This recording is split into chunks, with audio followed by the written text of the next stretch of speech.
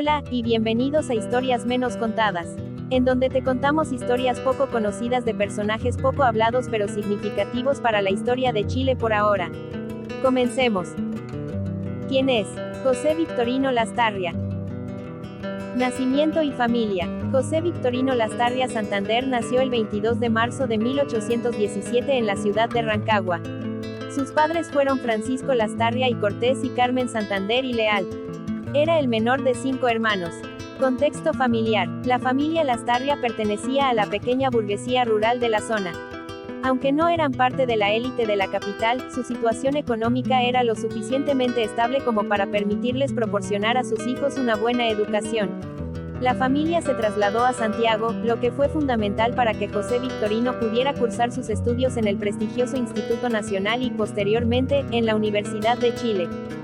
Claro que sí, la vida familiar de José Victorino Lastarria fue un pilar muy importante en su trayectoria. El matrimonio de José Victorino Lastarria. José Victorino Lastarria contrajo matrimonio el 12 de septiembre de 1845 con Jesusa Villarreal y Lira. Jesusa provenía de una familia de la élite santiaguina, con lazos importantes en la sociedad. Su unión con Lastarria, que ya era un intelectual y político emergente, no solo fue un matrimonio por amor, sino que también fortaleció la posición social de Lastarria en los círculos de la capital. La pareja tuvo una vida familiar intensa y productiva, con varios hijos. A lo largo de las décadas, Jesusa fue un apoyo incondicional para Lastarria, acompañándolo durante su activa y a menudo conflictiva carrera política. Su matrimonio representó la estabilidad y el refugio personal en medio de las batallas intelectuales y políticas que Lastarria libraba por sus ideales liberales. La familia de José Victorino Lastarria se insertaba en un contexto que, sin ser parte de la élite de Santiago, era lo suficientemente próspero y visionario para impulsar su futuro. Su padre, Francisco Lastarria y Cortés, se desempeñaba como notario en la ciudad de Rancagua, una profesión que le otorgaba un estatus de respeto y una situación económica holgada. Esto contrastaba con la aristocracia terrateniente que dominaba la capital. La familia, por tanto, pertenecía a una burguesía provincial que valoraba la educación y el progreso social. Un factor crucial en la vida de Lastarria fue la decisión de sus padres de mudarse a Santiago para que sus hijos, y en particular José Victorino, pudieran acceder a una educación de calidad en el Instituto Nacional. Esta mudanza fue una inversión y un sacrificio que demuestra la ambición de sus padres y la fe que tenían en el potencial intelectual de su hijo. Su madre, Carmen Santander y Leal, también jugó un rol importante. A diferencia de lo que se podría esperar de su origen, ella era una mujer letrada que impulsó la educación de su hijo, lo que le permitió acceder a un entorno cultural superior y lo preparó para ser parte del círculo intelectual de la época. En síntesis, la familia Lastarria le proporcionó una base sólida de valores, disciplina y apoyo incondicional que fueron decisivos para su desarrollo profesional y personal. La llegada de José Victorino Lastarria al Instituto Nacional no fue simplemente el inicio de su educación formal, fue su entrada al epicentro del pensamiento y la vida política de la naciente República de Chile. Fue el primer paso que lo transformó de un joven provinciano a una figura central del liberalismo chileno. Aproximadamente en 1829, con apenas 12 años, y tras la decisión de su familia de mudarse a la capital, Lastarria ingresó a la institución. En esa época, el instituto no era solo un colegio, era el centro formativo de la futura élite del país. En sus aulas se congregaban los hijos de las familias más influyentes, pero también jóvenes de talento provenientes de las provincias como él. La experiencia en el instituto fue un despertar intelectual para Lastarria. La enseñanza iba más allá de la mera memorización, se promovía el análisis, el debate y la confrontación de ideas. El ambiente era de efervescencia intelectual, donde las discusiones sobre política, filosofía y el futuro de la nación eran tan importantes como las clases. Fue en este ambiente donde comenzó a forjar las ideas liberales que lo acompañarían toda su vida, criticando el autoritarismo y defendiendo la libertad de pensamiento. Un punto crucial de su formación en el instituto fue el contacto directo con la figura de Andrés Bello, el rector de la Universidad de Chile y uno de los intelectuales más influyentes de la época. Aunque Bello no era su profesor directo en todas las materias, su presencia, sus conferencias y su visión de un país moderno y organizado legalmente influyeron enormemente en el joven Lastarria. Bello representaba el ideal del humanista y del organizador de la República, y Lastarria absorbió esas lecciones, que luego aplicaría en su carrera política y literaria.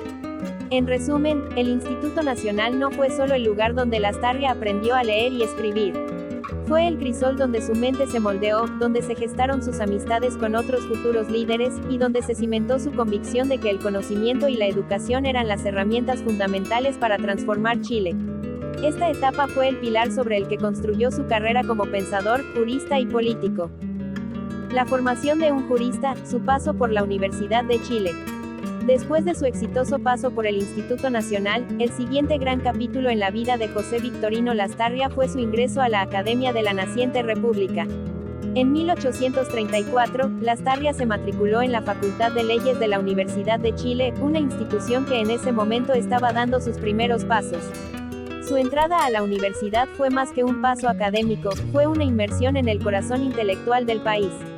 La Universidad de Chile fue fundada por su mentor, Andrés Bello, y estaba concebida como el pilar de la organización republicana. A diferencia de las antiguas instituciones coloniales, esta universidad estaba diseñada para formar a los profesionales que construirían la nueva nación. En sus aulas, Lastarria se dedicó con fervor al estudio del derecho. No se limitó a memorizar códigos, su genio consistía en entender el derecho como una herramienta para el progreso y la organización de la sociedad. Absorbió las lecciones de los grandes juristas de la época, pero también se interesó por las nuevas ideas políticas y legales que llegaban de Europa. Su mente curiosa lo llevó a ir más allá del currículo oficial, buscando en la filosofía y la historia las bases para una legislación justa y moderna. El clímax de esta etapa formativa llegó el 16 de julio de 1839. En una ceremonia solemne, José Victorino Lastarria recibió su título de abogado, convirtiéndose en el primer graduado en leyes de la Universidad de Chile. Este logro no fue solo un triunfo personal, sino un hito simbólico para el país, marcando el inicio de una nueva era para la formación profesional en la República. Armado con su título y una visión clara, Lastarria no esperó para poner sus conocimientos en práctica. Su paso por la universidad lo dotó de las herramientas para convertirse en el líder intelectual que el país necesitaba, y solo 3 años después de su graduación, fundaría la Sociedad Literaria de Santiago, el primer gran foro donde la nueva generación de intelectuales liberales comenzó a trazar el futuro de Chile. La vida política de José Victorino Lastarria. La vida política de Lastarria no fue un camino de ascensos fáciles, sino un constante vaivén entre la influencia y la persecución. Se inició en la política no en los salones del Congreso, sino en los espacios de debate intelectual que él mismo ayudó a crear. El ascenso del intelectual liberal, 1842 a 1851, la carrera política de Lastarria comenzó en 1842, al fundar la Sociedad Literaria de Santiago. Aunque era un foro cultural, su objetivo real era político, promover el liberalismo y la libertad de pensamiento entre la juventud. Lastarria usó esta plataforma para criticar el autoritarismo del régimen conservador, defendiendo la libertad de prensa y el fin del tutelaje de la Iglesia sobre el Estado. Su activismo no pasó desapercibido. En 1844, su obra Investigación sobre la influencia social de la conquista, generó una fuerte polémica, y su postura crítica lo puso en el radar del gobierno. Sin embargo, su intelecto le valió ser nombrado profesor universitario, desde donde siguió difundiendo sus ideas. La Revolución y el exilio, 1851 a 1861, el punto más dramático de su vida política fue su participación en la Revolución de 1851, un levantamiento armado de liberales contra el gobierno del presidente Manuel Montt. Lastarria creía que solo la fuerza podía derribar lo que consideraba una dictadura de la ley. El alzamiento fracasó, y las consecuencias para Lastarria fueron severas, fue arrestado y exiliado a Perú. Durante la década de su exilio, Lastarria no se quedó de brazos cruzados. Continuó su labor intelectual y política desde el extranjero, manteniendo correspondencia con sus aliados en Chile y escribiendo obras que mantenían vivo el ideario liberal. Esta etapa de exilio consolidó su imagen como un mártir de la causa liberal. El regreso y la consolidación como legislador, 1861 a 1888, al retornar a Chile en 1861, Lastarria encontró un país que, si bien seguía bajo un gobierno conservador, se estaba abriendo a nuevas ideas. Fue reincorporado a la vida pública, sirviendo como diputado y, más tarde, como senador en varias ocasiones. En el Congreso, su labor fue incansable. Lideró la lucha por la libertad de culto y la laicización del Estado, promoviendo leyes que separaban la Iglesia del gobierno. Defendió con vehemencia la libertad de prensa y de asociación, y trabajó en reformas educativas y judiciales. A pesar de los constantes conflictos con el gobierno y la oposición conservadora, su influencia fue innegable. Sus escritos, como las lecciones de política positiva, se convirtieron en la Biblia del movimiento liberal. La vida política de Lastarria fue, en esencia, la encarnación de la lucha por el progreso y la libertad en el Chile del siglo XIX. Su legado no se mide por el tiempo en el poder, sino por las ideas que sembró y por su incansable defensa de una sociedad más justa y abierta. ¿Y tú, conocías a este personaje de nuestra historia? ¿Qué otro personaje de la historia quisieras conocer? Te leemos en cajas de comentarios. Y te invitamos a suscribirte, darle like y darle a la campanita solo si te gusta el contenido.